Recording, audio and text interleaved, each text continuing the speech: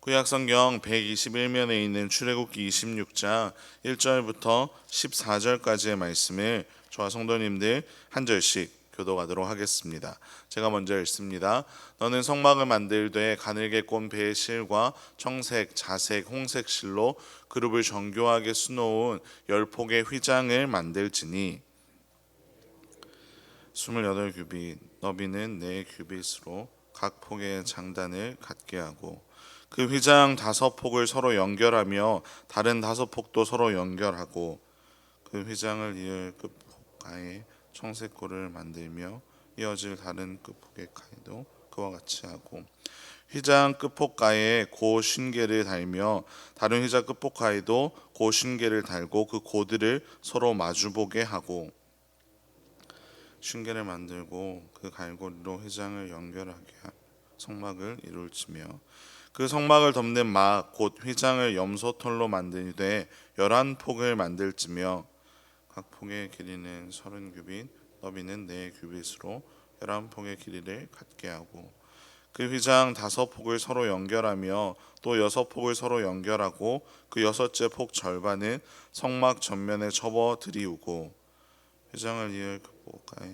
고 신계를 달며 다른 이을 끝폭가에도 고 신계를 달고 놋 갈고리 신계를 만들고 그 갈고리로 그 고를 꿰어 연결하여 한 막이 되게 하고 휘장의 그 나머지 반폭은 성막 뒤에 늘어뜨리고 막 곧 휘장의 길이에 남은 것은 이쪽에 1규빗 저쪽에 1규빗씩 성막 좌우 양쪽에 덮어 늘어뜨리고 순양의 가죽으로 막의 덮개를 만들고 해달의 가죽으로 그 윗덮개를 만들지니라.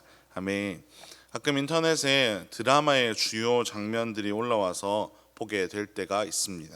최근에 보았던 영상은 기업의 회장님이 자신의 소유한 백화점에서 자신이 옷을 허름하게 입고 방문해서 손님을 무시하는, 돈이 없어 보이는 손님들을 무시하는 직원을 몰래 가서 혼내는 장면이었습니다. 겉모습만 가지고 사람을 차별하는 것을 지적한 내용이었습니다. 많은 이들이 사실 이렇게 살아갑니다. 겉모습만 보고 그 사람을 판단할 때가 있고 사람이 아니라 많은 것을 겉모습만 가지고 판단하곤 하는 것입니다.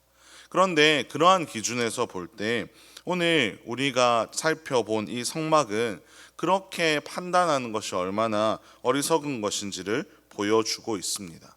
본문에 기록된 방식은 성막의 안에서부터 바깥으로 순서대로 기록이 되어 있지만 그 의미들을 좀 더 자세히 살펴보기 위해 오늘 좀 반대로 그것을 함께 나눠 보려고 합니다. 먼저 성막의 제일 바깥쪽 덮개는 오늘 우리가 읽었던 14절에 기록이 되어 있는데 붉은색 순양 가죽 위에 검은색 해달의 가죽을 입힌 아주 견고한 가죽으로 되어 있습니다. 안쪽보다 좀 더 길게 되어 있기 때문에 결코 이 덮개를 넘어서서 안을 들여다볼 수가 없습니다. 그리고 이 가죽들은 가공되지 않은 원래 그대로의 상태로 막 화려하거나 멋있지가 않습니다. 그저 성막을 보호하고 성막 안을 들여다보는 것을 막아주는 역할을 하고 있습니다. 어쩌면 이 모습이 예수님께서 자신의 영광을 감춘 채 평생을 살아온 모습과 비슷하다고 할 수 있습니다. 이어서 중간막은 7절에 기록이 되어 있는데 염소털로 짜서 만들었다고 합니다. 이 염소털의 역할은 낮에는 더위를 차단하고 밤에는 추위를 막아주는 역할을 하였습니다.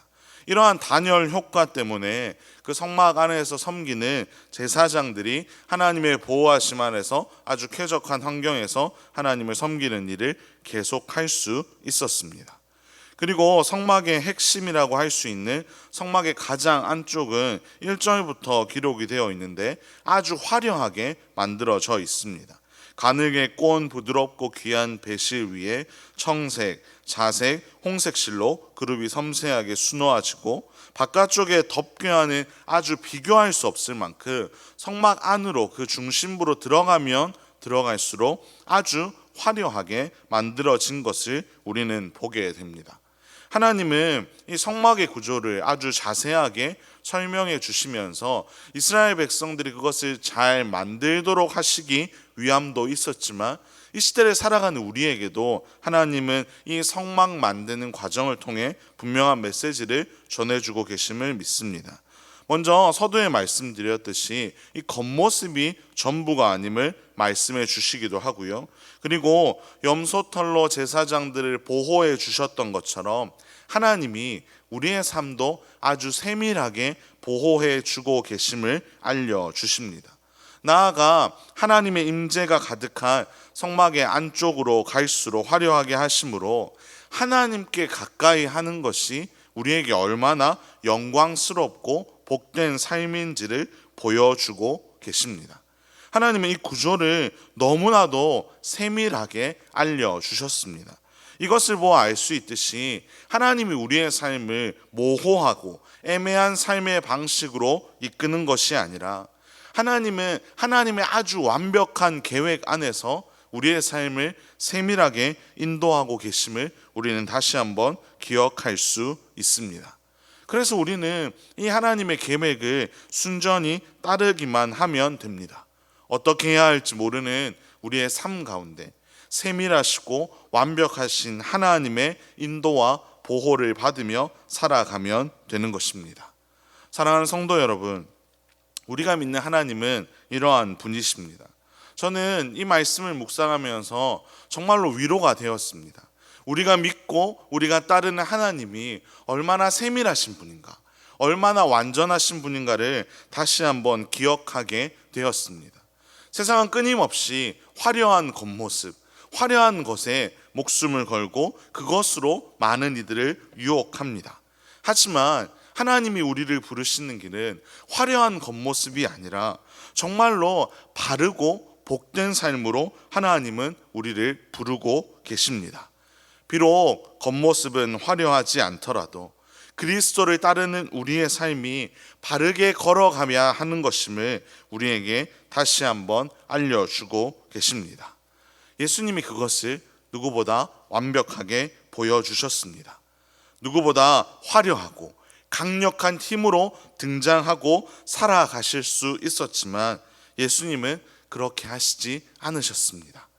화려하지는 않아도 정결하게 사는 것, 즉 가장 낮은 자의 모습으로 바른 길을 걸어가는 것이 중요함을 우리에게 보여주셨습니다.